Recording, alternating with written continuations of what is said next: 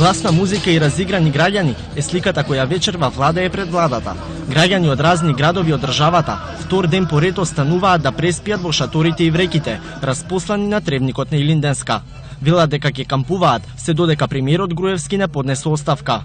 Веќе сме тука втор ден, од Крива Паланка доаѓаме, атмосферата е прекрасна и ако продолжи вака, мислиме ќе биде подобро, може и нема да сакаме да влеземе, да бидеме во влада, опозиција да си останеме, зашто прекрасна атмосферата. Има многу дружење, многу народ кој што гледате и ептен е пријатно, ептен. По завршувањето на лидерската средба на насобраните граѓани поплани им се придружи и лидерот на СДСМ Зоран Заев. Јас сум постојано тука, освен кога не сум на преговори или немам обврска да се јавам во судот во Струмица. До касно ќе бидам, рано наутро во 4 сабајле заминувам за Страсбург. Кампувачите пред влада постојано се снабдуваат со залихи храна и вода поради топлото време.